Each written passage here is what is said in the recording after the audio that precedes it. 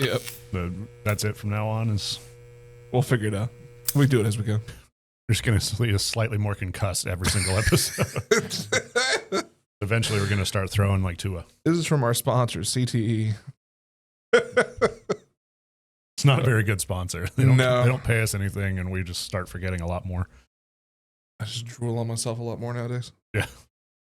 I know this is very unprofessional, but my glasses were like filthy. Yeah. Right when I like put my phone up to record, I was like, well. I was thinking about it, but I made a decision to not do it. I can actually see now. But I'll just do it after. Do it after. It's not bad enough for me to want to do that. That's fair.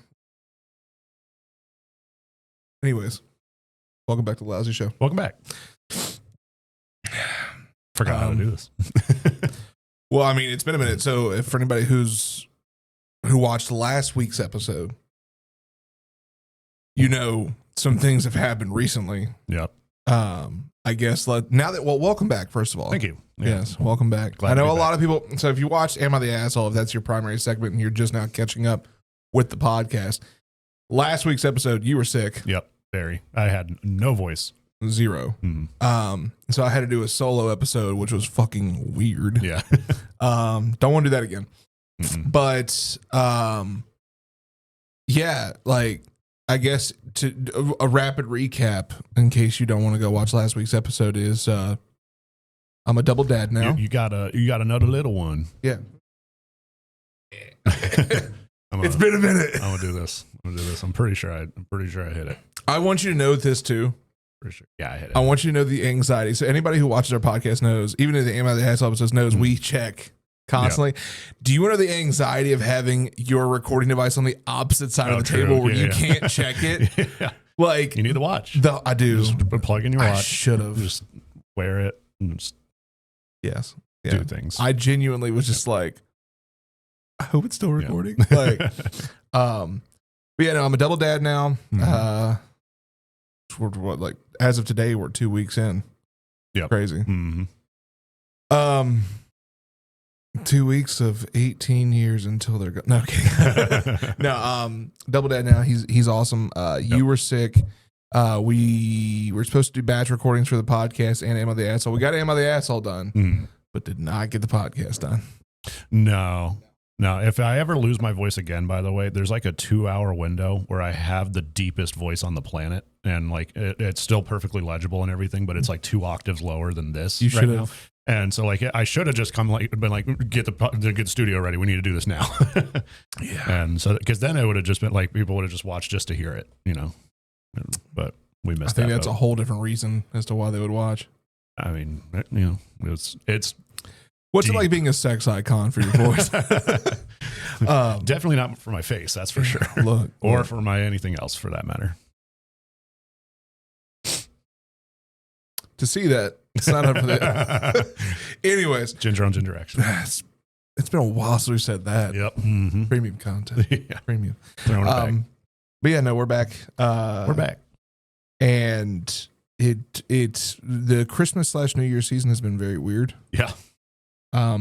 Yeah, because if you didn't see that episode, your baby came on Christmas Eve and kind of threw a few things out of whack. So. Here's the funny part. So if you go watch the Am I the Asshole episode of New Year's Resolutions, the New Year's Nightmares, I should say, we say at the beginning of that video that we are doing it at a very weird time because you mentioned that we were recording the day before Christmas Eve. Yeah. Which means less than 24 hours later. Literally. Yeah. I had another child here. 21 hours, I think, right? Because he came at 7 something, right? 7:34 p.m. Yes. It's 22 hours because we started recording at 9:37. Okay. According to your watch. Yeah.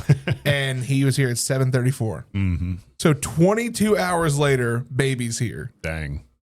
Yeah. Like, it's just processing that hindsight, timeline. we should have figured because like she was having the contractions while I was here, and but like they were like far apart, and she was like, "It's fine, don't worry about it." And we're like, "All right, cool, it's fine. We can record next week." I know we have a lot of ladies who watch this. Again, I appreciate everybody who watches. Before we get going any further, because I know we're going to talk our ears off.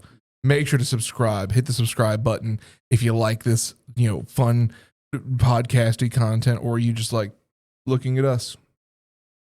which I highly doubt it's that part. Probably. But, yeah. But no, we do have a large majority of ladies who watch. So ladies, I would love to hear your comments on this because I think, well, not even I think, I know y'all would be able to, especially if you have kids, you'll be able to give a much more strong, strongly worded comment on what we're going to talk about today. Yeah. Which for once, our intro actually segues well into what our topic is today. Yes, for one of the very few times. The only time it's going to happen because the next episode we're going to be talking about farts or something. So probably. Yeah. But subscribe, like the video, let YouTube know that, y'all like this stuff. And then what? Isn't there like a baby emoji? Do the baby, or for you being back, do the sick emoji. Yeah. The green I wasn't face. that kind of sick. I just had a really bad sinus infection. So it doesn't matter. Okay, then do the one with the thermometer. Yeah. There you go. I mean, I didn't have a fever either, but it's fine. God Do the one with a tissue. The one with the tissue would be the most apt. So, or do any three of those. Or if you have something better, just drop it. Drop it down. Yeah, just drop an emoji because engagement. We appreciate it. It helps us out tremendously. Anyways, would love to hear the comments because one thing I will say that today's episode is about like parenting tips and such, advice and whatnot. Advice. We haven't done an advice episode in a long time. And that's how we kind of got started too, which is weird. Like a lot of our episodes were advice based, which I mean, our very first episode was wish.com technology, and then it was advice on what not to buy, and then advice on what not to buy on there. Yeah, exactly. So, that's the core root of our show is advice. Yeah, not somehow, good advice, but advice. somehow we're still here. Yeah. But the first time around when we had our first child, she did not go through that. No. It was not contractions. I'll tell y'all the story. It was a funny story. Yeah, go for it. So we were living in a small 2-bedroom apartment at the time. You remember this apartment? I remember that apartment. Yeah. Mm-hmm. We were living in a very small 2-bedroom apartment. And I remember so the master bedroom was actually very nice sized. We had a queen bed in there. And we also had a pit bull at the time, Natalia, and she was the sweetest pit bull ever. Mm-hmm. She and I were in the bed. My wife had gotten up to go do God knows what in the house because she was nesting like crazy. Yeah. And I remember my wife woke me up one time and she goes, I think, because at this time, I was not sleeping well. She goes, I think we might need to go. Or no, she goes, I think I might need to have something checked out. Now, sleepy brain me goes, okay, we can do it later. Not thinking, what's happening right now? The next time I get woken up, and she's probably going to hate me for saying this, but she goes, hey, I need to go. I need to get this checked out. There's fluid leaking. Oh. And I went, and I swear to you, when I woke up, I heard this, brain processed, and I went, baby, it's fine. I'll look at the dishwasher later. I just thought, don't. I know what you thought. Don't. So I'm good. Mm-hmm. No, you're not. No, you're not. You drink your coffee, even. So the roles are reversed right now. I hope you know this. Usually I'm the one doing that. Well, I don't have any advice to give. I'm not exactly a parent, and then I don't have a story about it. So this. But, but you like, well, as far as I'm the fun uncle here, so yeah, you can give that perspective. Okay. Okay. But yeah, no, it was that happened, and when she realized she was like, I audibly said that, and she goes, "No," like I have to go to the hospital, and I went, "Oh," and I like rolled out of bed, and got dressed and everything. We took off. A couple hours later, ta-da! Firstborn's here. Nice. So no contractions whatsoever. So this whole realm of contractions was brand new to us. Yeah. And it got to a point where she was actually asking me are you cool if we do a natural birth? And I'm like, as long as you and the baby are healthy, I don't care what we do. Yeah. full send it. If you need to like dance the jig while just to push that thing out, like go ahead. I don't care. Like there wasn't no pushing that thing out. Not the first one. No. And so like Christmas Eve, we recorded everything the night before. Yeah. Christmas Eve, woke up, and first thing I hear is, hey, I'm going to the hospital. And I'm like, should I go with you? And she was like, no, I don't think, I'm worried or anything. Like nothing to worry about there. I'm good. And I'm like, okay, why are you going to the hospital then? Like, just say hi. Yeah, right. But she goes and the contractions lessened. They sent her home. She gets here. And the next thing I know, I'm hearing like she's going fucking Super Saiyan. And I'm like, oh my God. And it got shorter and shorter. And I think I touched on this last week, but like shorter and shorter contraction times. Like it was, or time between contractions, I should say, where it was like, I think before we left the house, it was like 2.5 minutes. Yeah. And if I'm not mistaken, ladies, correct me on this. Maybe we might have to Google check it, but I'm pretty certain if they are steady under 4 minutes, you are now in active labor. Gotcha. I could be wrong. I feel like I've heard that before on like TV shows and stuff. So yeah, and hers are 2.5 minutes. Oh wow. Yeah. Like I had just drawn her a bath for her to sit in and feel comfortable. Our neighbor who's an EMT came over and she was like, because I called her, I was like, I need your help real quick. Yeah. She comes over and she's like, where are your contractions at? She's like 2.5 minutes. And our neighbor looked at us. She's like, you have 3 options. You're either going to have this baby here. Yeah. You're going to call an ambulance and hopefully have the baby hopefully have the baby at the hospital, or else you're going to have it here. Or you better get in your car and speed as fast as you can right now. Yeah. And we took option 3. Yeah. Of course, 7:34 that night. Ta-da, baby's here. Mm-hmm. So, but then of course, certain things happened. We had unfortunately have a little bit of an extended stay at the Children's Hospital, which I touched on, and you were sick, so everything's fine now. Mm-hmm. But it was an eventful 2 weeks. It was chaotic for those first couple days for sure. New Year's Eve was weird. I'll say that because we were finally home, and I remember he had woken up, or I'd woken him up to eat.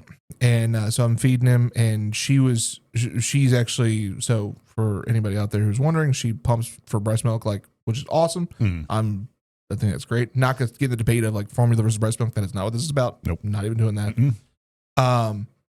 But she woke up to pump. I woke him up to feed him. We're both sitting in the living room, and she's just like kind of like scrolling on her phone like aimlessly, and you could tell like she's like droopy because she just woke up to do it.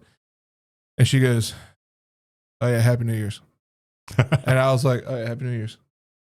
And I'm feeding him. And I went, and a couple more minutes passed by, and I went, hey, what time is it? She goes, 12:03. And I went, oh, you were serious. But that's just rang in the new year like that. Like it was nothing. Spent Christmas at the hospital. Yeah. I mean, you remember that? Like, yeah. But 2 weeks of chaos, Now I have to worry about that kid ever having a decent birthday party because Christmas Eve birthday is going to be, I mean, at least it's even, not day, but still, it's. Yeah, we ain't having baby Jesus around here. No. But getting into the parenting advice because being a double dad now, it's kind of weird. Yeah. I will say there's one thing. So I was thinking about certain things for the topics when you initially told me this, I kind of like started mentally putting things together. And one of the tips that came to mind, especially for being a double dad now, or just a double parent for anybody out there, or a triple parent, for however many kids you have. I always had the worry when we had our first son, because he's 5, so 5 years old, and now he has a little brother. Yeah. I always told myself, like, I don't know if I could ever have more than one kid. Yeah, that was a big worry for you, I remember. Yeah, because I don't know how I could love both as much as I love the first. Mm. And one thing I will say is, and this is going to sound horrible, but you learn that some days you love the other more. Yeah, I mean, it's fair. And it's true. And like, but the thing is, it's not even the sense of like, I hate you because I don't love you. It's the sense of you do some shit that makes me go, why? Yeah. and now I'm like, just go to your room. Like, just get out of my face. But it happens for both. Yeah. It happens for, like, even my newborn son, 2 weeks old. 2 weeks old. There's sometimes where I'm like, I need a minute. Like, but you learn to love both very much just in moments. Yeah. You know, I mean, make no mistake, I love both my children very much, and take nothing from that. But there are moments where I'm like, child, dad hasn't had coffee yet, and you are in my face. Stop it. I can only imagine when they get older and then they're just terrorizing this house. Yeah. Yep. Yep. I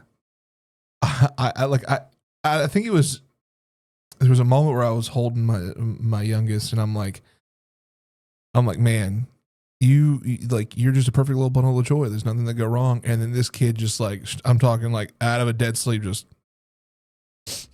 locks eyes with me. And I'm like, oh no. And then he shits in my hand. And I was like, fight music starts. But it's just, I see him lock eyes with me, and he just, and I'm like, oh, you waited. I felt my hand fill up. Oh God. Like that. And I was like, I'm proud of you.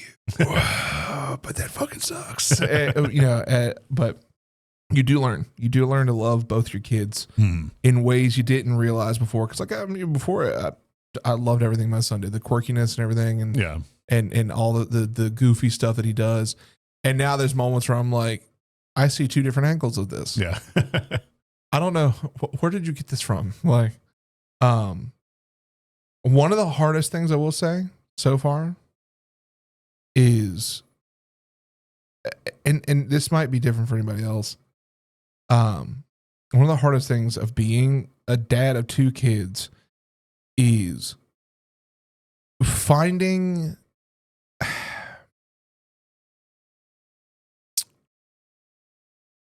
a moment for yourself. Yeah. But not overdoing it. Like overdoing the time for yourself. Yeah. Yeah. I mean, it makes sense, especially now. Like before, it was you, your son, and your wife. Now it's you, your son, your other son, and your wife. So basically, you're breaking down. Now you got a fourth instead of a third. Like for me, my time, like I enjoy being in my desk, but I also enjoy going out and doing stuff. Mm-hmm.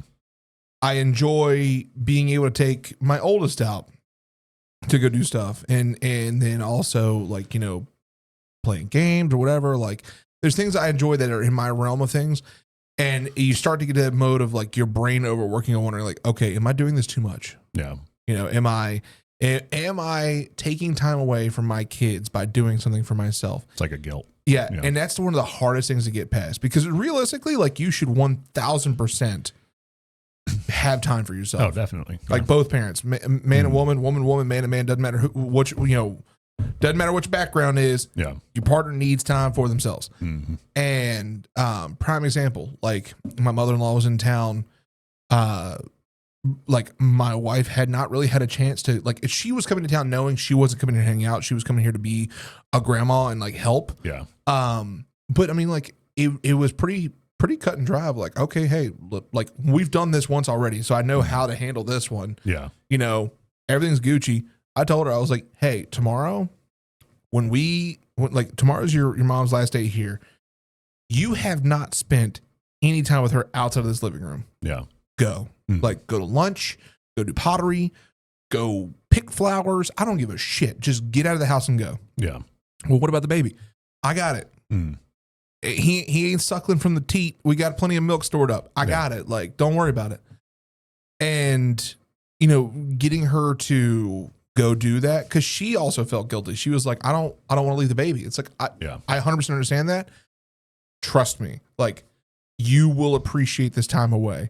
And she did. She finally, they went out, they got Japanese, they chilled, and like they just got a chance to like hang out and talk, because they hadn't really been able to do that in about like a little over a year. Yeah. And when she came back, I could tell she was just like, she kind of relieved. Yeah. You know? And like for me, like I'd like to be able to go out and do that as well, like be able to get out of the house and whatnot. But at the same time, like I have things here that can help me do that. Yeah. but it's just recognizing like that guilt is very real. Like you have to fight past that because the thing is you don't want to end up resenting your kids or resenting your life because of you not giving yourself that time. Yeah. Because you will resent it. Like I have seen people who 1000% are like, F this, I'm out kind of thing. Like the joke all the time, like, hey, I'm going to get some milk. Yeah. Like, no, that's real. Like some people are just like straight up like, I can't fucking do this anymore. Yeah. All right, I'm out. I'll be back. Like, no, you will end up resenting a lot. But hey, everyone. Thank you for watching this so far. We greatly appreciate you hanging out with us. Make sure to subscribe to the channel if you're watching on YouTube or listening on any listening sites. Make sure to go follow us on there as well. And also, if you're watching the video, drop us a like and share it to your friends who might want some lousy advice as well. If you have any at all lousy advice that you want from us or any lousy ideas that you'd like us to cover, drop it in the actual comments down below or send it to us at thelousypodcast@gmail.com. You can also email us there anytime with any ideas you have. Back to the show. It's hard. It's hard to get past. Yeah.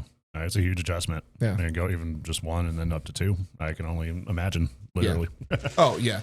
Now, see, like you said earlier, though, you get the fun uncle side of things. Yeah. So, I mean, we watched your 5-year-old while everything was happening. So, Santa came to our house and so that was the first time I got to experience that stuff on the other side of things because I ain't got no chilling. So, I was nervous a little bit, especially because we don't have a guest room. So he was sitting, like sleeping on our couch, which was right next to the Christmas tree, which was right next to where Santa delivered his presents. And so Santa had to be really quiet, we'll just say. But then that, and then of course, just being responsible for another human being that actually depends on you was weird. And it was for a couple days too, while you guys were in the hospital. So yeah.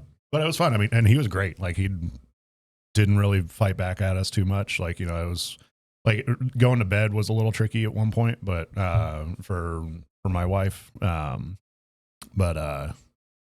it was basically just he wanted like 6 bedtime stories before he went to bed.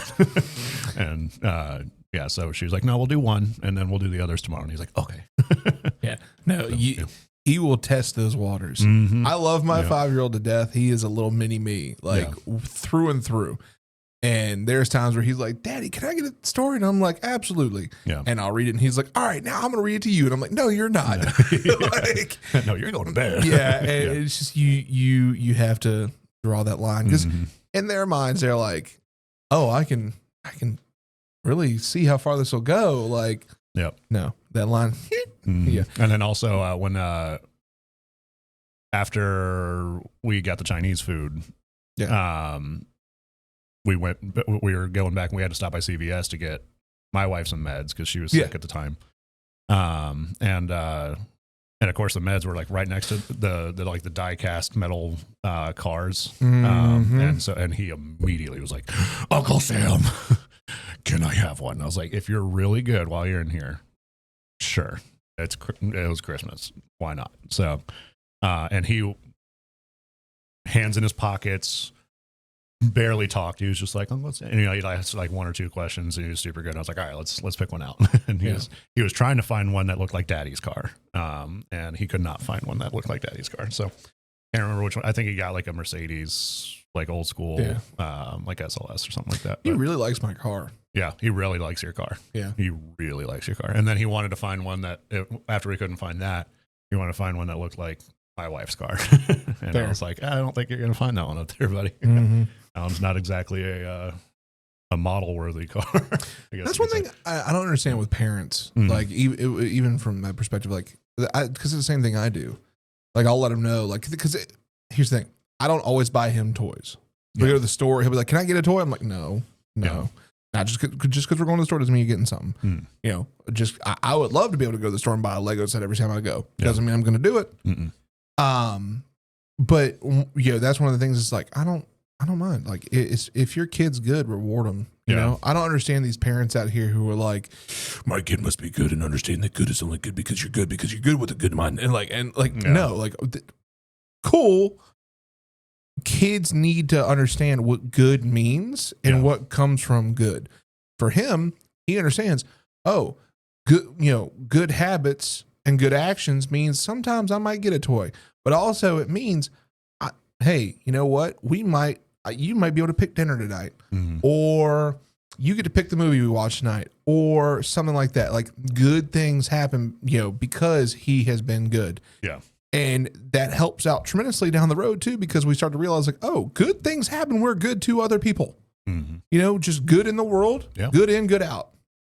And that, I don't understand parents who are like ultra militant of like, you must be good because I said you're good. And if you're not good, then I will make sure you understand what good is. Like, I remember growing up, there was these kids I went to school with that, they were only allowed to have 10 toys collectively. Yeah. So they had 5 each. And if they wanted a new toy, they had to get rid of an older toy, which I get part of it, but that just seemed a little extreme to me. The number of toys collectively is extreme. Yeah. The getting rid of as you buy new is actually really good. He's actually really good about that. Yeah, that makes sense. It was just the number was the surprising part. You know? Like I was like, 5? That's it? Yeah. He's really good about that. We actually recently did that where we kind of like spring cleaned his toy selection out. And because there was just a lot of toys he doesn't play with anymore. Stuff that when he was like 2 that he still had.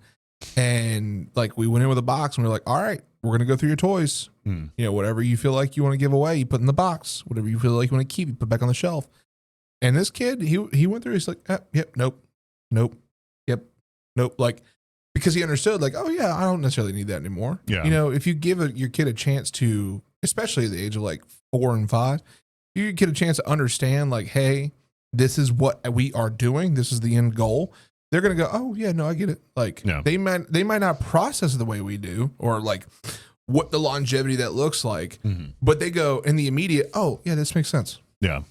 Some other kid can play with these toys now. Like it's that simple. Yeah. But yeah, I've never understood like why people have to be so militant with their kids on that. Yeah. And I mean, call me soft, but I'd rather my kids grow up in a loving mentality, knowing what good and evil looks like against, like me being like, like, like. Well, I think, I mean, I think it's just common human nature to like, if you're going to be told to do something, you want to have a good reason why behind it. And it's not just because I said so, because I am Lord above lords, I will say this, and my wife and I debate this all the time. Yeah. And I'd love to hear what y'all have to say in the comments on this. I will say there are times where the because I said so is needed. Yeah, for sure. And that is, and one of the biggest reasons why I say that is because in the immediate moment when sometimes you have to say that, it's because you don't have time to explain all the ramifications of why you're saying it. Yeah. Like for instance, if I'm making supper, right? And I look over and I tell my kid, hey, set the table real quick. Because he understands how to set the table. And I see him start climbing on the counter to go up and get breakable plates to climb back down. I'm gonna be like, no. Well, why not? Because I said so. Yeah. I don't have to. I'm doing all of this. I don't have time to take my focus off of what I'm doing to explain to you why that's not good. Yeah. Now, on the flip side of that, you do need to come back and explain. Yeah, definitely. You need to come back and explain, hey, you remember when you try to do this? Yeah, this is why you shouldn't. Oh, it makes sense. But there are times when you go like, because I said so, like just listen to me real quick. I'll explain later. Yeah. Like, and I think that helps gain trust with your kids. Yeah. Like over time, they're going to go, oh, dad said this before, I trusted him. Nothing bad happened. Okay. Brain go click this same thing. Okay, cool. Let me trust him now. Yeah.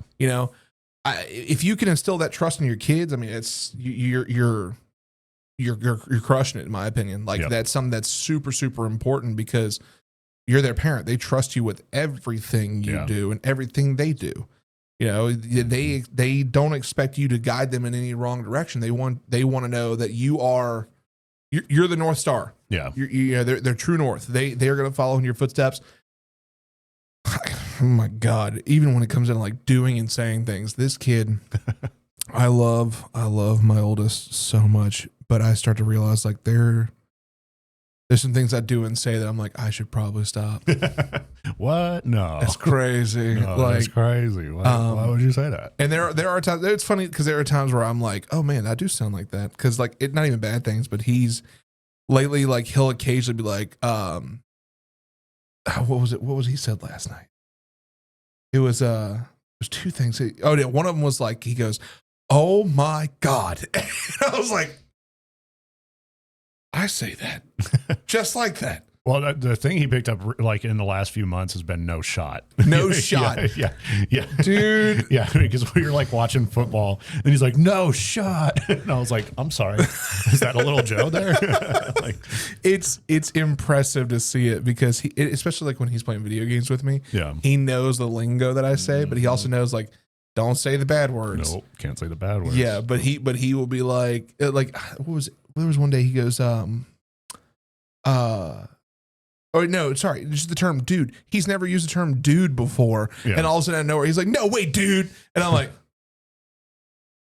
but he says it like I do, because sometimes I'll be like, dude. Yeah. And he goes, dude. Like that hard you, like, dude. And it's just your kids, I was told so much. Your kids are a sponge. I didn't realize it was like that. Yeah. They're I'm just thinking the football game that we were watching, the first one that he really watched. Well, which one? It was the 49ers game when you yelled out a thing for Brock Purdy. And then, yeah. I'll tell the story. It's fine. Uh-huh. So for anybody who doesn't know, we are both 49ers fans. And if you don't watch football, you don't have to. We can explain it very easily. We are not... We're not the Kelsey brothers here going to explain every single detail of football. No, but there are dumb questions here. So yes, what I will tell you is this: the quarterback of the San Francisco 49ers, his name is Brock Purdy, and if you know what rhymes with Brock, you understand why his nickname is Big Cock Brock. Yeah, easy. First game of the season that we're watching all together as a group. It's me, you, your wife, my son. Yep. My wife isn't a big football fan, so she was not there, thankfully. I see Brock Purdy. We both see this throw a beautiful dime. Mm-hmm. But he's just a quarterback, by the way. No, but anyway, straight dot, dude. Beautiful. And I yell out, "Let's go, Big Cock Brock, big!" And then all of a sudden, right next to me, Big Cock Brock. And I went, oh no. Yeah, that was a mistake. Yeah. Because you started crying, laughing. I was done. Yeah. And I'm just sitting here like I'm panicking because I'm like, you cannot say that in front of your mother. Oh my God, dude. But that's the thing, he's my little dude. Mm-hmm. And he like, you realize, especially when you have boys and you're a dad, you realize so quickly, like, how much they want to emulate dad. Mm-hmm. Oh my God, it's amazing to watch, but terrifying. Because if you say the wrong thing, just like another bad one, I knew I shouldn't have said it when I said it, but I had to. My wife, like we talked about earlier, pumps. And she's sitting on the couch just pumping. And I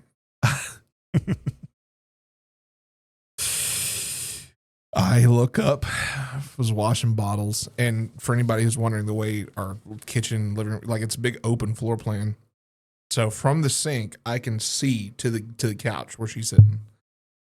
And I look up, she looks at me, and she gives me the whole like look, and I was like, oh. And I look back down. I was like, hell yeah, making that premium boob juice. And then all of a sudden, I hear, I want some boob juice. And I went, shit. And I look up, and all I see is her just give me the look of like, you're dealing with this. And I'm like, look over him like, you can't say that, buddy. That's not okay. And he was like, why not? And I'm like, like, he understands boob make milk. Yeah. Milk good. How do I do this? And I'm like, that is a potty term when you put them together. And he was like, huh? And I'm like, God damn it. Like, I can't unwire this one. But yeah, that's you learn. The premise of this, you'll learn. You'll learn to watch a lot of what you say and do.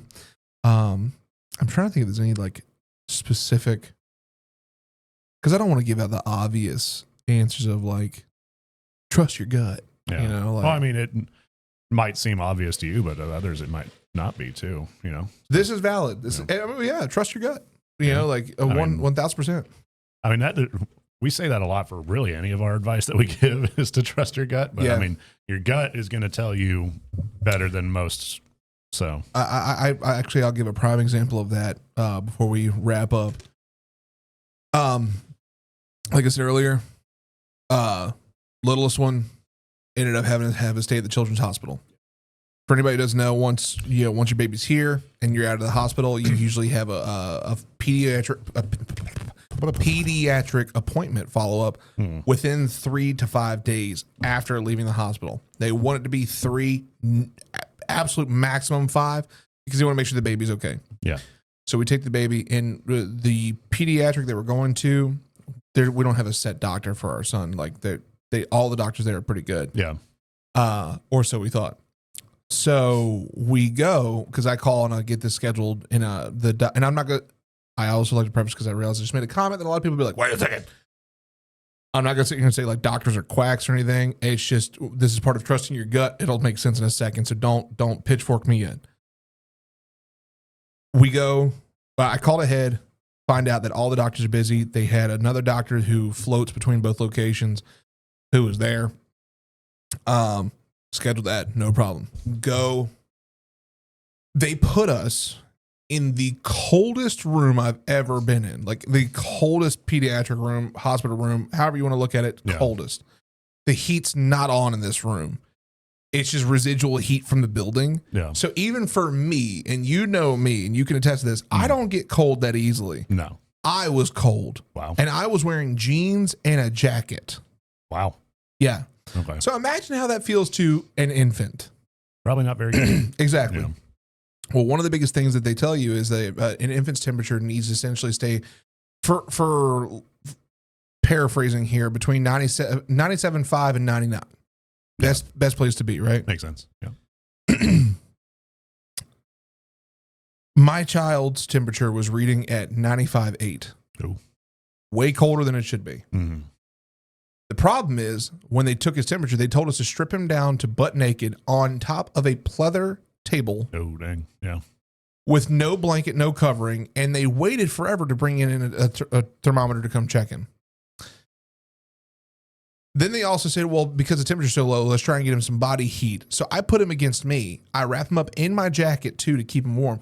But the thing is, if I'm cold, this jacket's not going to do shit for him. Yeah. So I even made mention that. I'm like, can we move rooms? Like, can we get the heat on here? No, we got to do this test. They ended up checking the temperature again. It was still low. And because of that, and I'm not saying that was all residual to us going, because they never found anything on the cultures at the children's hospital. He was perfectly fine. Yeah. But my gut instinct was, hey, something's off here. I even told my wife this. I was like, something's bothering me here. And it's not because like we're in a position where our kid might be sick. It's because I don't feel like we are getting the accurate readout we should be. This room is really cold. Like there's a lot going on in here. And I was like, and our doctor, one of the things I really don't like about doctors is if you do not give me a straightforward answer, I'm going to get pissed. Yeah. If it deals with my medical history or my son's medical history or my other son's medical history or my wife, whatever, I want it straight. Yeah. Do not give me some ums, maybes, kindas, whatever. Let's figure this out. Granted, sometimes testing needs to happen to figure that out. That's fine. But if you don't know the direction in which we need to go, I have a problem with that. Yeah. So when my son's temperature's coming up and I was like, hey, can we move rooms to a warmer room? This room is abnormally cold. The doctor comes in and goes, well, it may be that he has an infection, so we need to do all these tests real quick to see if he has an infection. The child was eating normally, pooping normally, peeing normally, looked normal, everything's normal, breathing normal, everything normal. There was no red flag for me to go or my wife to go, oh shit, he's sick. Yeah. So I asked, hey, how can we tell if he's sick? Well, sometimes maybe you can check as a parent, but most of the time you're going to need to bring him in so we can maybe kind of see what happens. So you want to poke and prod my kid for no fucking reason. Like, why? Give me an understanding as to why. And again, I understand medical officials. They are far more trained than I am. I have no medical background whatsoever, but I do know what it looks like to be sick. Yeah. I do know what it looks like when someone has an infection. I also know what it looks like when a kid is sick because my firstborn had RSV. Yeah. That shit's scary. So because of that, if I'm not getting in alarming red flags, and I'm sitting here just making a simple request, why is it that you can't, follow through? Yeah, it seems pretty simple. Easy. But nope. Guess not. Not in that case. Yeah. So again, we took him to the Children's Hospital. We had to stay there. Children's Hospital was great. Trusted my gut there. We were there for a few days. I think 4 days total. Nothing bad. Yeah. It's better to be safe than sorry for sure. But, absolutely. But when I remember when I was there, one of the biggest things I asked the doctors was like, hey, is it unreasonable for me to ask of this in this environment, talking about the temperature of the room and whatnot? They're like, absolutely not. They're like, you're the parent. You make the decisions. We don't make the decisions. You tell us what you're comfortable doing. We come to you with recommendations saying, hey, we recommend we do this test. Hey, if we need to check your kid for meningitis, you need to do a lumbar puncture. If we need to check your kid for any other infections, we need to do some blood draws. What are you comfortable with? Yeah. They defer to you. Remember, as a parent, you have the final say for your kids, period. And like, that is one of the things that I will die on the hill of no matter what. Is my children's safety comes first, and I will always have the best in mind for them. Yeah. I will not let my gut, or I know, not that I won't, I know my gut won't steer me wrong. Yeah. Because it hasn't. So just a thought, food for thought. Yep. But any closing statements before we head out? That's fair. Yeah. Yeah. I mean, I've already said it. Trust your gut. Like, it's, I don't really have anything else to add on there. Yeah. So. Hell of a way to start a new year, though. Yep. Happy New Year. Yep. Happy New Year indeed. Of course, had the new year from the last episode, but actual official Happy New Year from both us. Yeah. I'm looking forward to seeing. I made a comment about this in the last episode, and I didn't give anything away, but you and I have some big things coming up. Yeah. And I would like to give an update on that. Okay. So one, I'm not going to give an update on what we mutually have working, right now. However, what we together have working in here is there is a new Discord server coming. The reason being, I have found it's very difficult to operate my community alongside our community in the same server. So new Discord server coming for all of you out there who want to join. We've had a few people join, which is awesome. It's not going to be anything crazy, like where you're going to see this massive, like giant list of categories and such. It's going to be a lot of just stuff probably around like discussion for this. Yeah. You might catch us in there, be able to talk to other people and have a good time. It's up to you, but that is in the works right now. And I know you and I briefly mentioned potentially doing some merchandise. So we do some merchandise. So if we do some merchandise, it'll be on the Discord. Yeah. And I also found a way that we can do that. Ooh. So be on the lookout for that. But make sure to subscribe again, because the closer we get to the 500 subs and 1,000 subs, we can start actually navigating more towards getting y'all set up with really cool things for memberships and such that we are currently working on as well. But we have to hit those goals first. So if you know a friend who would love our show, send them this, tell them to subscribe. If you know, a family member who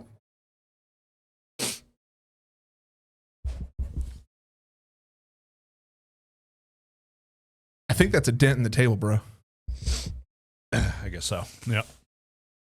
It feels like it's coming up, not down.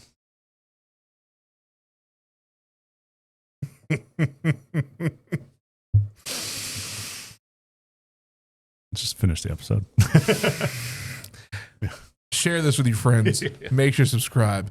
You can do so by hitting the button behind me while he's scrubbing the table. Watch a video behind me as well, and we'll see you in the next one. Bye. Later.